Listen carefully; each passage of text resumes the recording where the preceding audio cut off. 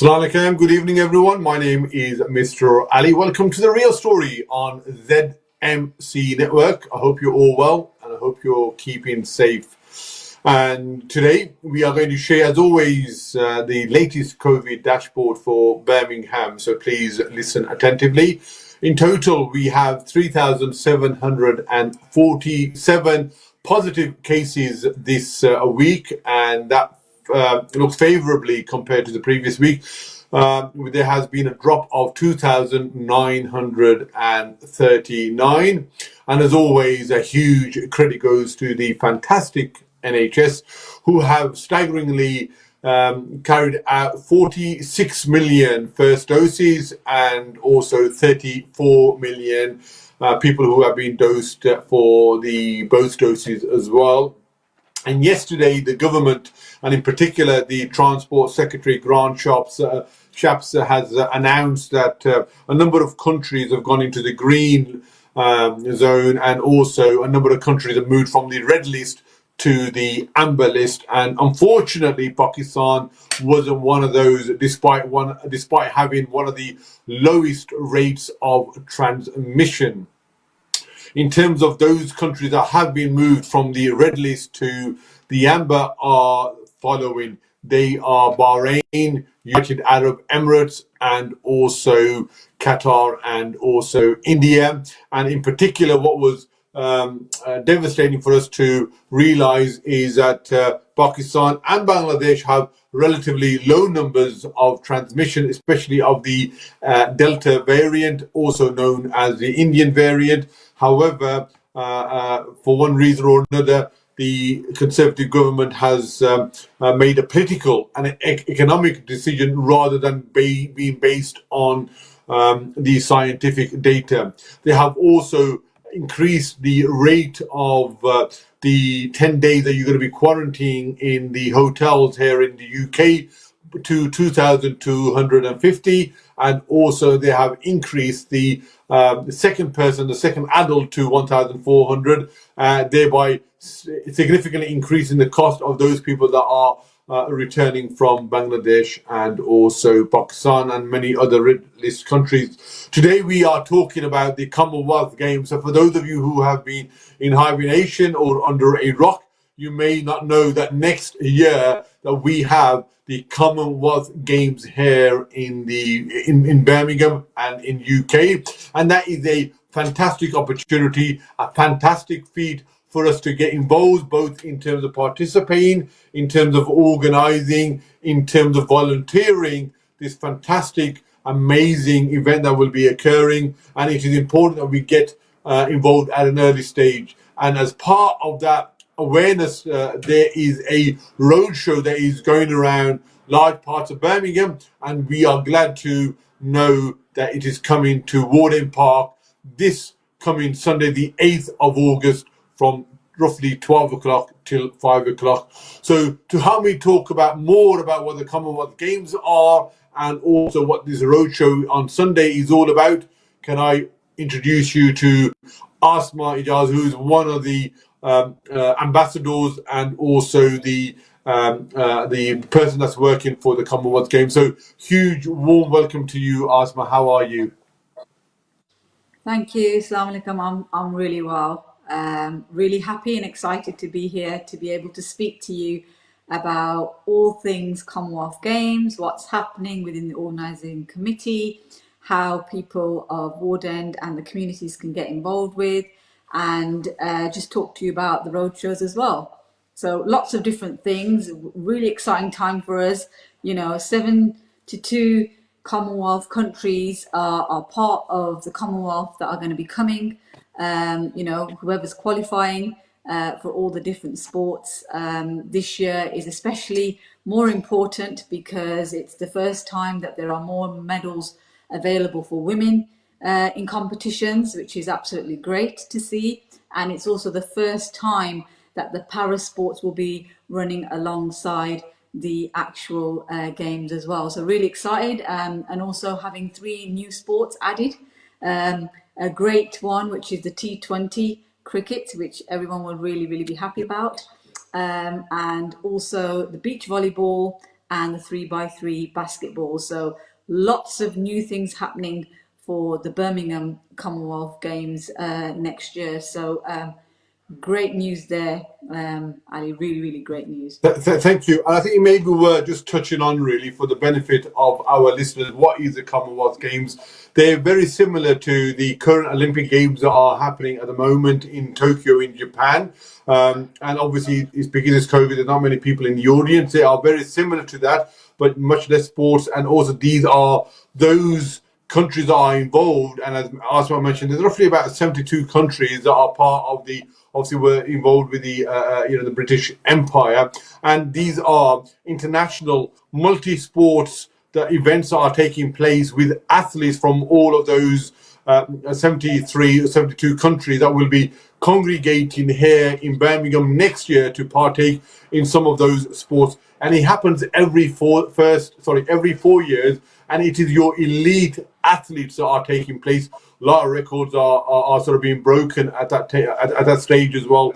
And what's lovely to see is next time round that you will have the disability athletes also taking part simultaneously. Normally, they tend to take part a couple of months after the main event, and it's nice to see that inclusivity and that equality happening at the same stage.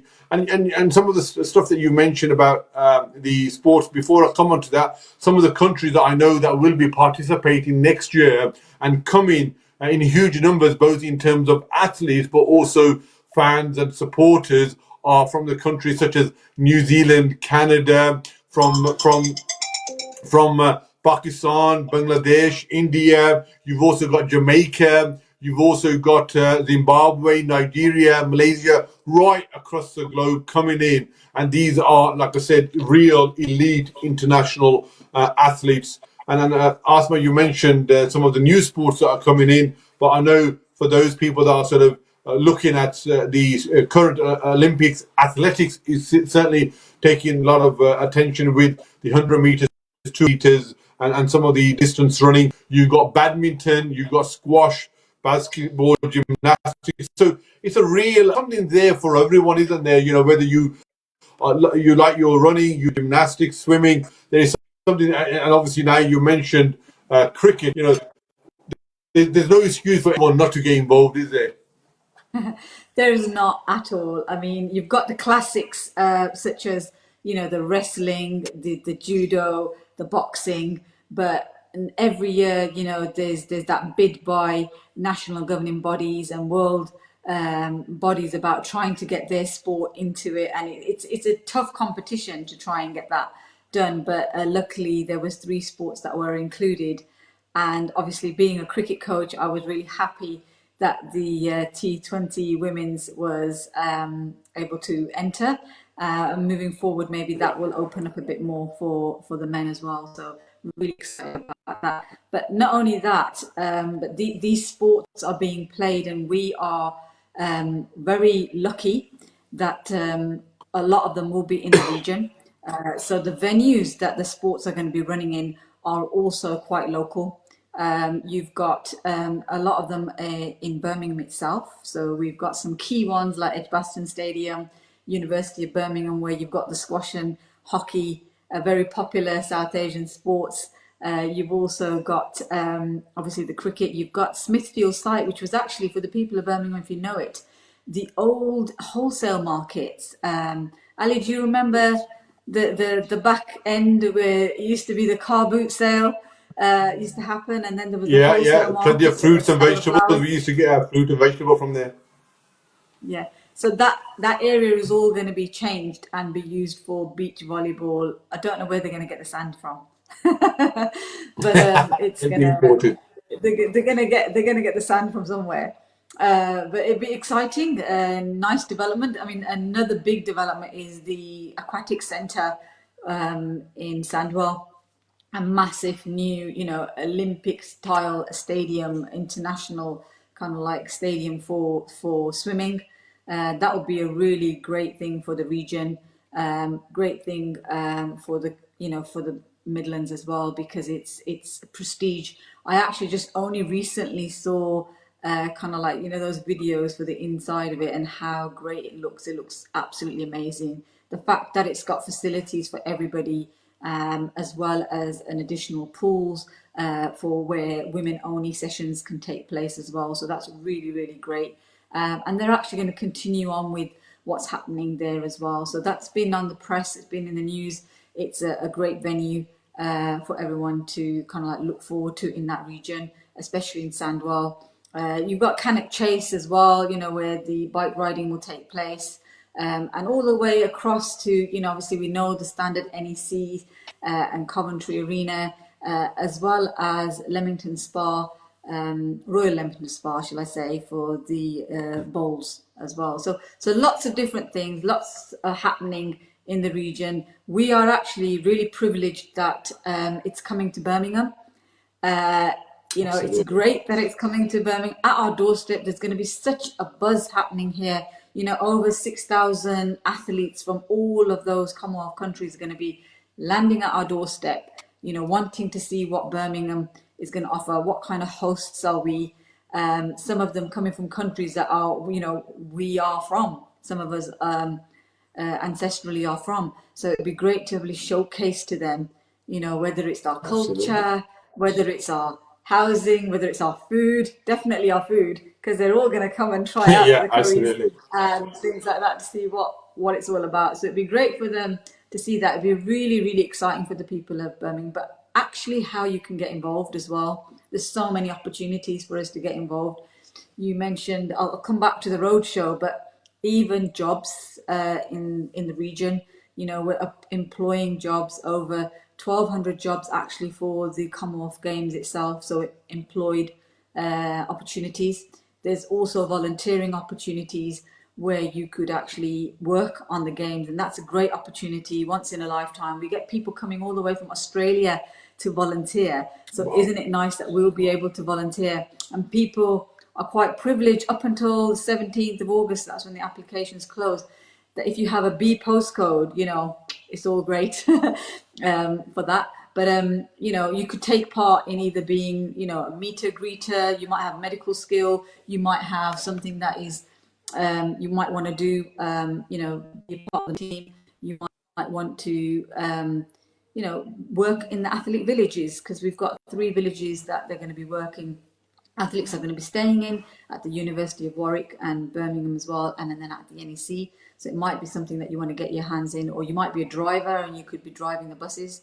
You know, you've got free transport for volunteers, food, and exclusive uniforms. So get involved with the games. You don't have to be sporty to get involved. That's up to you. You get to choose which venues you want to go in to. It might be the close one, or maybe it's like, oh no, I want to go to be at the opening ceremony at Alexandra Stadium, you know, wherever you feel, you know, we try and match them up. But along with that, you've got a lot of jobs and skills opportunity where we're trying to upskill the communities with work, employability, which is always a good thing. And then to showcase the sports, we've got the roadshow where the engagement team are out on the road, and we are celebrating the sports. We're bringing those sports to communities that maybe haven't had a chance, or maybe have just watched the Commonwealth Games on the TV and think, oh, we can't get involved.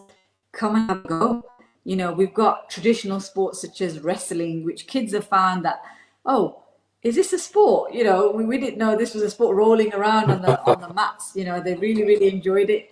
You know, and then obviously trying those out, trying out the table tennis, the badminton, the cricket, obviously, you know, the different sports that we are having on offer. Just come and try those out. And it's a great opportunity for the kids to see, oh my God, and it might be talent. You know, it might be something that you've never tried before. You find out that you're really good at it. You're thinking, oh my gosh, I'm really good at this. Where can I do this? And then we can signpost you to some clubs where you can continue that journey once, you know, the games have gone.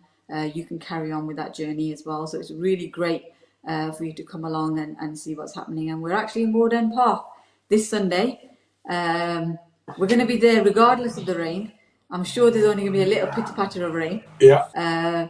But we're going to continue that on because it's British weather and we're used to it. So we will still be there. So come and join us there. We're going to have some women's cricket going on, so that'll be great for women. If you're interested, come along and have a look at what's the opportunities there. We've got one of our hometown heroes coming, Salma B, quite famous in the cricketing world, and she will be Absolutely. there kind of like umpiring or doing a coaching session for the women as well. So lots of different things going on. Lots of things to be excited about with the Commonwealth Games. And I think we also about tickets, I know the regional ticket ballot is closed, but it's going to open again, the national ballot later on in the year. Get your tickets, go and see what's happening, go and watch Yeah, one of the that's sports that's and get that's a excited, great get the kids overview excited. there, Asma.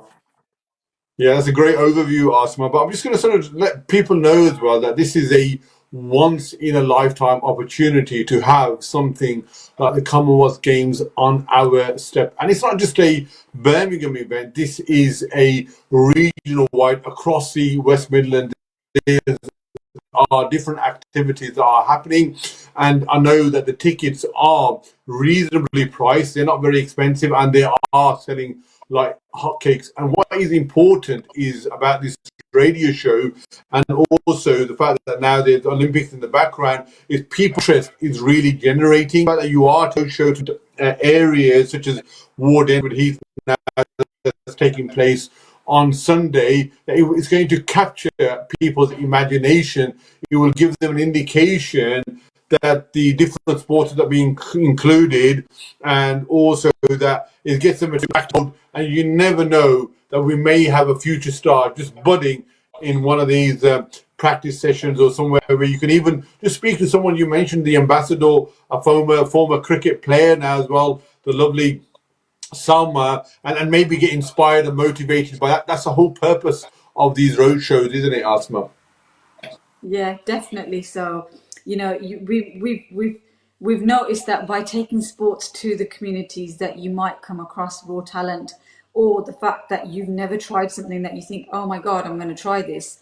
We've got a mobile squash court as well, which is great because we've been at events throughout the previous month, and kids have been really fascinated by the squash as well.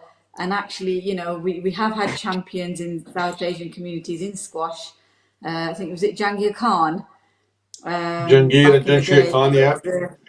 Yeah, so he was great. So the kids are loving it. The kids are really enjoying it. So if you are a parent listening, bring the kids along, let them try and see for themselves. And you try as well. We've got something fabulous coming, which is a bat simulator, which is a piece of machinery that can kind of like bowls in at you, so you can see whether you're going to be able to face that bowler coming in at a certain speed, or we can put it on like a family friendly one. But it's all something great to be able to offer the community that doesn't normally get that opportunity. So it'd be great for them, and especially now when we're coming out of COVID, it's Absolutely. people have been isolated. They've been just doing these walks, but also people have been getting a bit more active, so they might be interested in doing some sports now.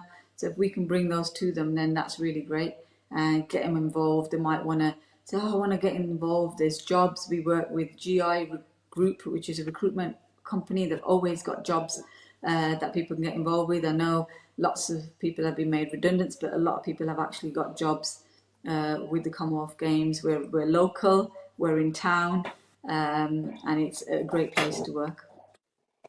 How's the stadium, the Alexander Stadium, coming along? Because I've seen some of the pictures, but not anything recently. And there's been a huge transformation of that sort of north part of Birmingham. So maybe just give us an insight, really, of also making sure that there is going to be a legacy piece after the Commonwealth Games, and making sure that we continue to nurture and let these young athletes flourish. Yeah, I mean, lots of disruptions going on at the moment, and we want people to be patient. Uh, with all the construction work that's going on around the stadium, it's going to be fantastic when it finishes.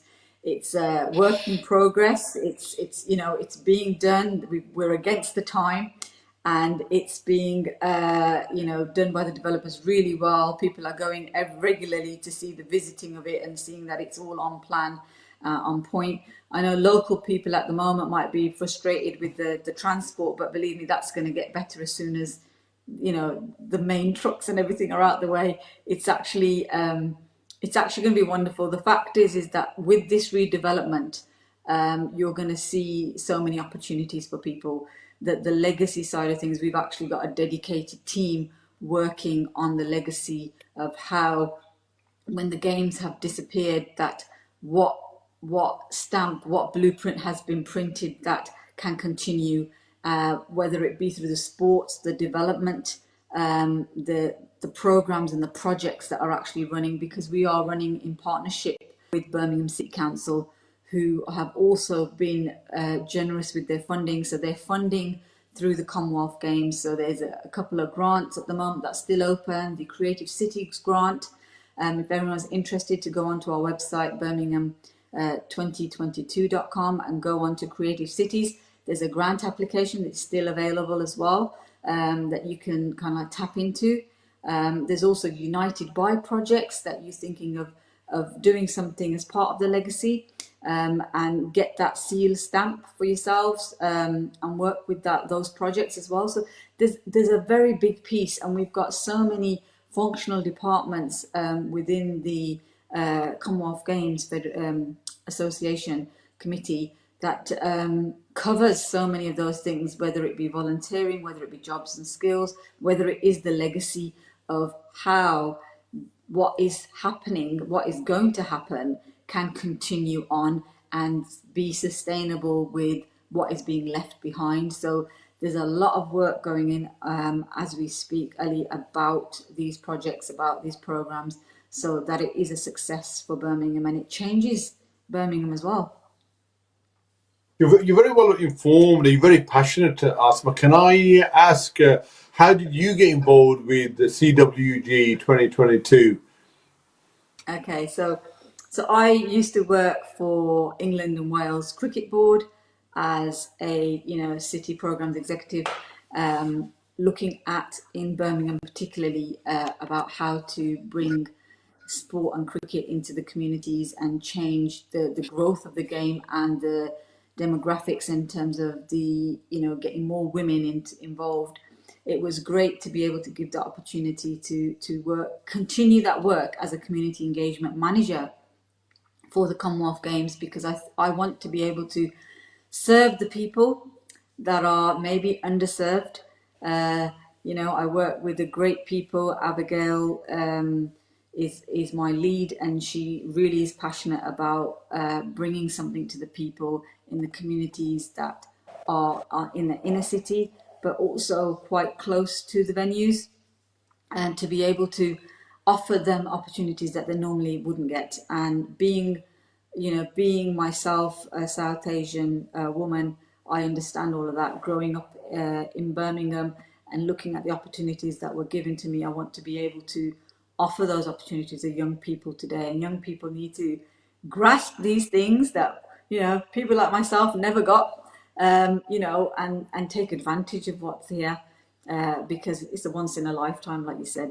It's gonna come when it's Absolutely. gonna And go. do you think over time that the opportunities for young people, and maybe for some of our South Asian, Pakistani, Indian, Mirpuri girls, are now opening up, and people's attitudes are changing for the better? Yeah, I mean, me growing up in the 70s and 80s, we didn't have the opportunities. We weren't allowed. Obviously, culturally, things were different, and even religiously. So now there is no excuses, because you have facilities for them. There's safe environments. There's female coaches. There's female only sessions. There's so many things that young people can get into, but not just girls, but even boys can get involved in. That access to some sports has been opened up. Whereas traditionally, even with cricket, it was seen as a very expensive sport, for the elite. But it's being opened up, to street cricket, to lots of different projects within it, especially for the kids. So we're going to have the ECB are going to be there looking at their kids programs, so they'll be there to talk about their kids program as well. So it's been a vast change, but the youth need to grab these opportunities, which probably their parents have told them they never had. Okay, growing up in this, I do it to my own children as well. I say, we never had these opportunities. You need to grab these opportunities. They're great, especially with something as big as this coming. Growing up, we've watched it on the TV. It's been out of reach for us, but now it's within our reach. It's within our reach. We can go and watch it. We can get involved with it, and maybe we can see the talent. And there is loads of great stories about how people have got involved with sport just by going along to things like this, realizing, oh my God, I'm really good at this, and going on to compete. It's just that inspiration. And recently, obviously, everyone's been watching when we can, watching the Tokyo Olympics and seeing the stars. I met, Chelsea Giles in Scotland when she came back from her judo win, her bronze win. It was so inspirational to see her, a young woman, who competed, and very shy, but an amazing talent in the region. But she was saying that you just believe in what you want to do and go for it. And I think that's what we need to understand. And nothing's out of reach anymore. You just got to have that belief that, you know what, I'm going to do something good. Yeah, definitely. Asma, we've got about 4 or 5 minutes left before the end of the show.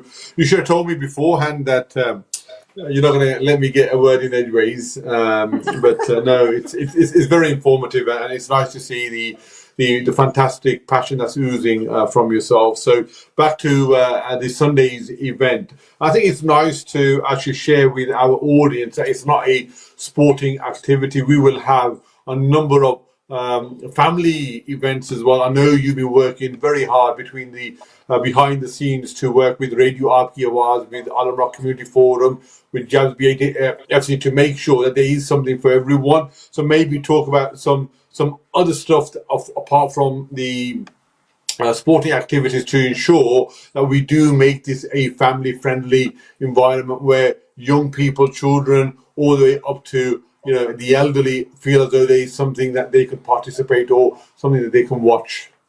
Yeah, they can come and watch, get involved. We've got some, obviously canapina there. We've got some food stalls, which everyone always loves, some starters, or whether it's rice. It's lovely atmosphere. To be out again in the park would be great for families to come, allow their kids to take part in some of the activities, allow them to watch others in activities. Obviously, yourself, you're going to be there with the footballers. It'd be great for people to watch those, have a look. They might be interested in joining. You're going to be there. You're going to be able to speak to them about getting involved with the football clubs and what you're trying to achieve with the children there. And you mentioned we've got some entertainment there as well from a DJ. It'd be nice to hear that. There might be some kawalis, there might be some music, as well as announcement throughout the day, and also interviews, hosted by yourself. That would be really great to hear their stories of people that are there. Whether they are coaches for England badminton or British wrestling, or whether they're the cricketers. It'd be nice to get an insight into their stories as well. So a piece of something for everyone, whether it's a sport or whether it's just getting to know people and or seeing sports being showcased. You mentioned about the volleyball being there as well. Yeah, there's volleyball that will be there, which is one of the Commonwealth Games as well. They will be there. We've also got some sort of bouncy castles as well, depending on the weather. That will be coming. And like I said, there is going to be something for everyone, and we are trying to make this a all-inclusive, and it's going to be a free event. There's no cost involved, and if you want a fantastic day, which is not going to cost you, and you as a family, we're going to participate. You're going to be able to speak to people, watch other people taking part. Then for me, there's no better place to be on a Sunday afternoon on the 8th of August than Ward End Park between the hours of 12 to 5 p.m. And you know what, Asma, we've been talking for half an hour, but we haven't mentioned the mascot, the Oh, official the mascot. biggest thing ever.